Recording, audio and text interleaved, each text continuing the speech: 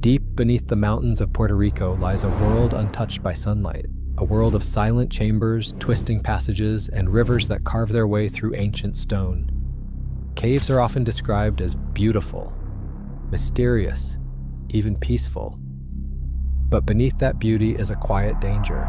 Underground rivers can swell without warning. Storms miles away can transform a gentle stream into a violent flood within minutes. Down there are no skies to watch, no clouds to read, no horizon to warn you that danger is approaching, only darkness and the sound of water. On May 30th, 1999, a group of adventurers entered one such cave system in Puerto Rico. For most of them, it was simply another outdoor excursion, a chance to explore a hidden world beneath the island. But before the day was over, the cave would become the site of an extraordinary act of courage. One man would risk everything to save someone else, and in doing so, he would give his life. Viewer discretion is advised.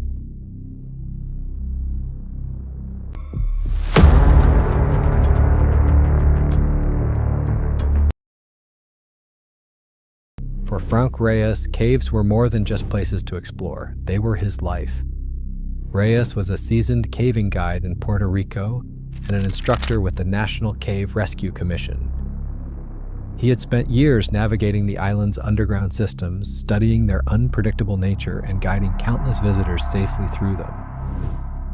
Among the caves he knew best was the sprawling network near Ciales, Puerto Rico. It was a place of winding corridors, underground streams, and towering chambers carved by water over thousands of years. To newcomers, the cave could feel overwhelming, but to Reyes, it was familiar territory. He understood its rhythms, its narrow passages, its hidden hazards.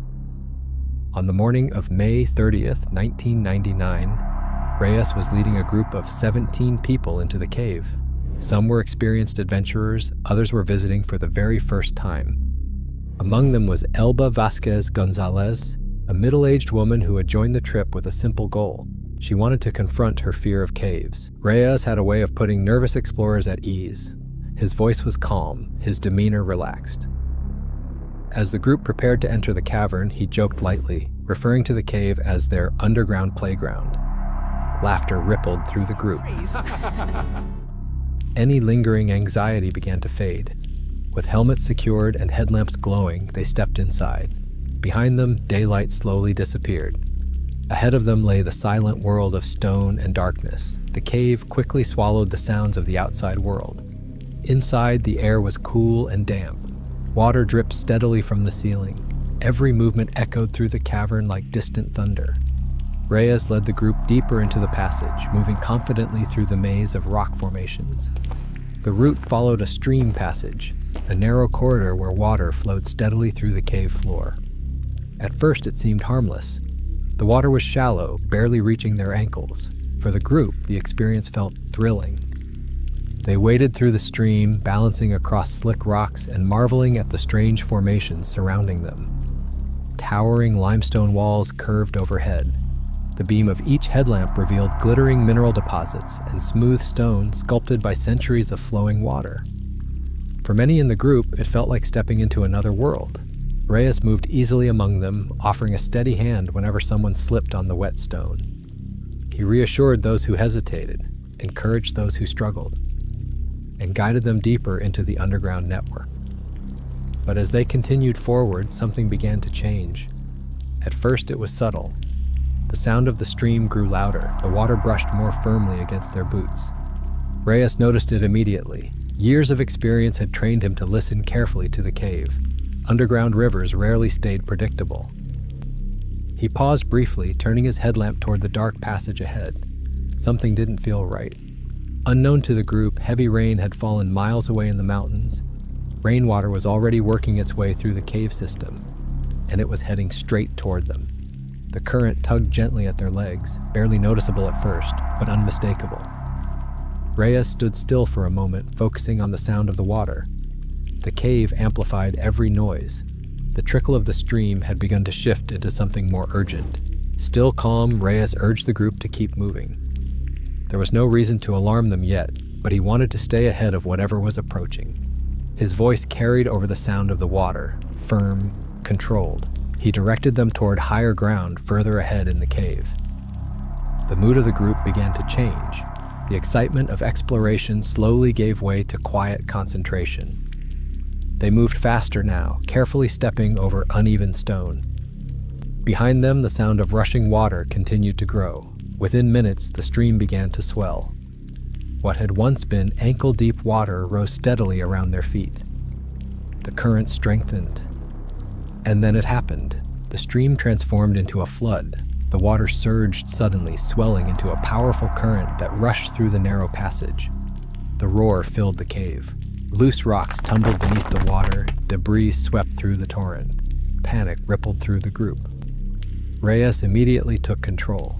He shouted over the roar of the flood, directing everyone toward a steep, rocky incline that led to an upper passage. Everyone, start going up immediately. It was the closest high ground. The group scrambled upward, gripping the slick rock as the water climbed rapidly around their legs. The cave walls seemed to close in around them, the passage narrowed, and the current grew stronger with every second. In the chaos, Elba Vasquez Gonzalez struggled to maintain her balance. The rocks beneath the water were slick and uneven. Her breathing quickened. Fear began to take hold. Then suddenly, her foot slipped. Hidden beneath the rushing water was a submerged rock. The moment her balance broke, the current seized her. She was pulled violently downstream. Her body twisted in the rushing water as the current dragged her away from the group. Her scream echoed through the cavern, but it lasted only a moment. The roar of the flood swallowed the sound. The torrent slammed her body against the jagged cave walls. Her head struck the rock with a sickening impact. Then she went limp. For a brief moment, the group stood frozen in shock. The cave thundered around them, and Elba Vasquez Gonzalez disappeared into the rushing water. Franc Reyes didn't hesitate. There was no pause, no debate.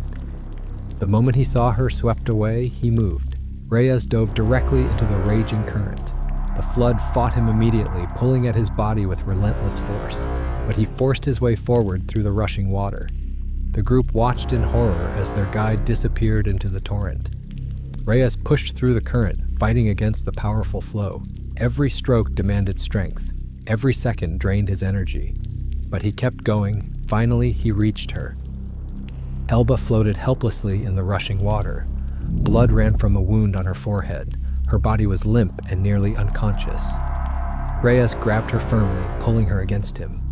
With one arm holding her body, he braced the other against the jagged cave wall. The water battered them both. Debris rushed past them in the current. But Reyes refused to let go. He began fighting his way back toward the incline. Step by step, inch by inch, the climb was brutal. The water slammed against his body with crushing force. Sharp rocks tore into his hands and legs. His muscles burned. His lungs screamed for air. But Reyes continued pushing forward. Above him, the group stretched their arms toward the rushing water. They shouted encouragement, their voices nearly drowned by the roar of the flood. Reyes finally reached the base of the incline. His body trembled from exhaustion. But he lifted Elba upward toward the group. Hands reached down, and slowly, carefully, they pulled her to safety. For a moment, relief swept through the group. Elba Vasquez Gonzalez was safe. Her body lay on the dry ledge above the water. But Reyes was still below. He prepared to climb after her. Then the cave unleashed one final surge. A powerful wave of floodwater thundered down the passage, larger than anything before. It struck Reyes with overwhelming force. The impact ripped his grip from the rock. In an instant, his footing disappeared. The flood tore him away from the incline.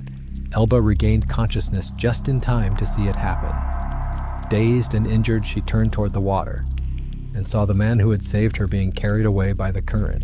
She screamed. Her voice echoed desperately through the cavern. She lunged toward the edge, reaching out for him. For a brief second, their hands touched, a fragile connection in the chaos, but the water was too strong. The current tore him away before she could hold on. Reyes was pulled into the darkness. His headlamp flickered in the distance, a small beam of light drifting deeper into the cave. Then it vanished, swallowed by the flood. Silence eventually returned to the cave. Only the distant roar of water remained. The remaining guides took control of the group. They led everyone to a dry chamber higher in the cave system. The climb was exhausting. The rocks were slick, the air was cold. When they finally reached safety, the group gathered together in stunned silence. Their leader was gone. Elba Vasquez Gonzalez sat apart from the others. Her injuries were painful, but the emotional weight was far worse. She had watched the man who saved her life disappear into the darkness. A close friend of Reyes stayed beside her, offering quiet reassurance. But there were no easy words. Outside the cave, people soon realized something was wrong. The group was long overdue. Rescue teams were mobilized. By dawn, rescuers arrived at the cave entrance and began the dangerous task of entering the flooded system. The conditions were treacherous. Water levels were still high. Passages remained unstable. But the rescuers pressed forward. After hours of careful navigation, they finally reached the trapped group. Weak but determined, Elba insisted on walking out with assistance. One by one, the survivors emerged from the cave. Their faces showed exhaustion, grief, and disbelief. Elba Vasquez Gonzalez was taken to the hospital. Her injuries were treated, and doctors soon reported that she was in stable condition. Physically, she would recover. But the memory of that moment would remain with her forever. Later that day, rescuers recovered the body of Franc Reyes downstream in the cave. News of his death spread quickly. Throughout Puerto Rico's caving community, the response was immediate. Tributes poured in from those who knew him. Reyes was remembered not only as an expert guide, but as a mentor, a protector, and a friend.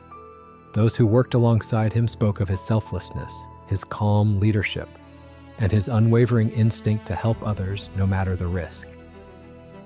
As Elba recovered, she struggled with overwhelming guilt. She believed his death had been her fault, but Reyes's friends visited her often. They shared stories about the man they knew, stories of his generosity, his courage, and his dedication to the people he guided underground. Again and again, they told her the same thing. Reyes had done exactly what he always would have done. He saved someone who needed help, without hesitation, without fear, because that was who he was. For those who knew him, Franc Reyes was more than just a guide. He was the kind of person who ran toward danger when others stepped back, a man who believed that protecting others was worth any cost. And on May 30th, 1999, deep inside the darkness of a Puerto Rican cave, he proved it. His final act ensured that someone else would walk out of that cave alive, a sacrifice that will never be forgotten.